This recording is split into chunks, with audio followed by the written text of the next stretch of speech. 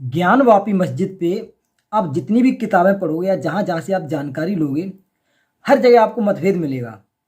इससे कन्फ्यूजन होता है कि ये यहाँ पे मंदिर था या कब ये तोड़ा गया, या मंदिर था तो ये कब बनवाया गया। बहुत सारे प्रश्न उठते हैं। जब इनका समाधान के लिए कोई हम किताब पढ़ते हैं या किसी से बात करते हैं तो सबके अलग अलग मत निकलते हैं इसके। तो आज हम इसकी सही जानकारी आपको देंगे प्रमाण के साथ। शायद आपको पता ना हो, जो काशी विश्वनाथ मंदिर है इसे भी कई बार तोड़ा गया और कई बार इसका पुनर्निर्माण कराया गया। सबसे पहली चीज़ मैं आपको बताऊं, एक 12वीं शताब्दी और एक 16वीं शताब्दी, ये ऐसी शताब्दी रही हैं जिसमें सबसे ज़्यादा मंदिर तोड़े गए। तो काशी विश्वनाथ का मंदिर और उसके आसपास के कुछ प्रसिद्ध मंदिर, जिसे आज ज्ञानवापी मस्जिद बोलते हैं, उसका निर्माण चंद्रगुप्त द्वितीय, जिन्हें विक्रमादित्य के नाम से भी जाना जाता है, उन्होंने करवाया था 4वीं या 5वीं शताब्दी के करीब। और इस बात पे भरोसा भी किया जा सकता है क्योंकि 635 ईस्वी में एक चीनी यात्री आया था, हुआन त्सांग। इसने अपने लेख में वाराणसी और मंदिरों का वर्णन किया है। लेकिन इसके पश्चात 1194 ईस्वी में मोहम्मद गोरी ने सबसे ज्यादा मंदिरों का नुकसान किया। इसके बाद से इतिहास में मंदिरों को विध्वंस करना, फिर उनका पुनर्निर्माण करवाना, एक श्रृंखला सी बन गई। कहीं अगर मुसलमानी का शासन ज्यादा होता तो वो मंदिर को विध्वंस कर देते थे, वही कोई हिंदू शासक आता था, उसकी पकड़ मजबूत होती थी तो वहां पे दोबारा मंदिर का निर्माण करा देता था। लेकिन अगर हम हिंदुस्तानी ग्रंथों एक तरफ भी रख दें, बाहर के लोगों की, जो विदेशी यहाँ पे आए पुराने समय में, उनकी लिखी बुक भी नजर डालते हैं तो भी यहाँ पे पुराने समय के मंदिरों का ही जिक्र मिलता है। जैसे हमने अभी हुआंग त्सांग के चीनी यात्री का जिक्र किया, तो इस हिसाब से तो ये सिद्ध होता है कि यहाँ पे सबसे पहले मंदिर ही थे, उसके बाद से मस्जिदों का निर्माण होना शुरू हुआ। अंत औरंगजेब के आदेश से काशी विश्वनाथ मंदिर और जो उसके आसपास के मंदिर थे वहाँ विध्वंस करके वहाँ एक मस्जिद का निर्माण कराया, जिसे आज ज्ञानवापी मस्जिद बोलते हैं।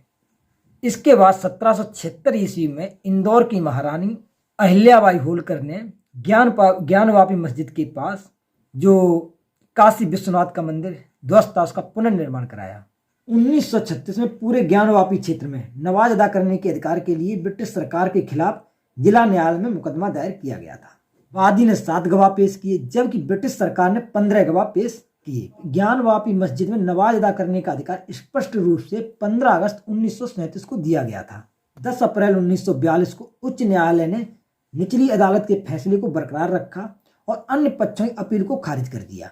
पंडित सोमनाथ व्यास, डॉक्टर रामरंग शर्मा और अन्य ने ज्ञानवापी में नए मंदिर के निर्माण और पूजा की स्वतंत्रता के लिए 15 अक्टूबर 1991 को वाराणसी की अदालत में मुकदमा दायर किया। 1991 से पहले यहाँ पूजा होती थी, लेकिन अब ज्यादातर लोगों को पता होगा 6 दिसंबर 1992 को अयोध्या में बाबरी ढांचा था, उसे गिरा दिया गया।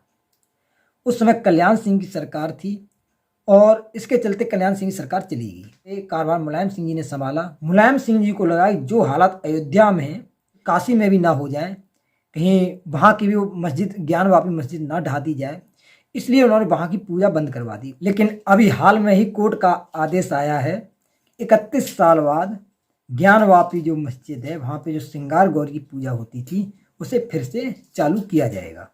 अब बात करते हैं केस कैसे लड़ा गया और हिंदुओं के पक्ष में कैसे आया। 17 अगस्त 2021 में शहर की 5 महिलाएं राखी सिंह, लक्ष्मी देवी, मंजू व्यास, सीता साहू और रेखा पाठक ने वाराणसी सत्र न्यायालय में याचिका दायर की और ज्ञानवापी मस्जिद परिसर में स्थित श्रृंगार गौरी का उन्हें नियमित दर्शन पूजन की अनुमति मांगी, जिसकी सुनवाई करते करते अप्रैल 2022 आ गया।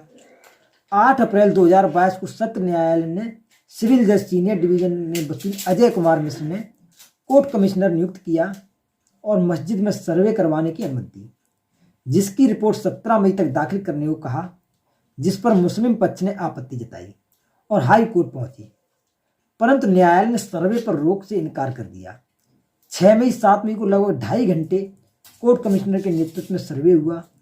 7 मई को सर्वे टीम को मुस्लिम पक्ष का विरोध देखना पड़ा। इस दौरान हिंदू पक्ष ने ज्ञानवापी में शिवलिंग होने का दावा किया। इस दावे के बाद कोर्ट ने शिवलिंग वाली जगह पे, जहाँ पे दावा किया गया था ये शिवलिंग है, उस जगह को सील कर दिया। वहाँ पे ना हिंदू जाएगा ना मुसलमान जाएगा। भारतीय पुरातत्व सर्वेक्षण की प्रक्रिया पूरी हुई। 25 जनवरी 2024 को वाराणसी के जिला जज को अपनी रिपोर्ट सौंप दी। इस रिपोर्ट में वर्तमान ढांचे से पहले वहाँ हिंदू मंदिर होने का उल्लेख बताया। एएसआई ने मंदिर का नक्शा नहीं बनाया है, परंतु रिपोर्ट में मंदिर के में प्रवेश मंडप और गर्भगृह का जिक्र है। काशी हिंदू विश्वविद्यालय के प्रथित प्रोफेसर अशोक सिंह का कहना है, ज्ञान वापी के तहखाने के करीब 6 फीट नीचे मंदिर का मिले अवशेषों के 2000 साल पुराना होने का संकेत देती है। मौके से मिले साक्ष्यों, शिलालेख और वर्तमान ढांचा की व्यवस्था को देखकर पूरी तरह से स्पष्ट है कि प्राचीन हिंदू मंदिर के ऊपर मस्जिद का ढांचा तैयार किया गया है। और सारी चीज़ों को कोर्ट ने ध्यान से देखने के बाद निर्णय को हिंदू के पक्ष में सुनाया।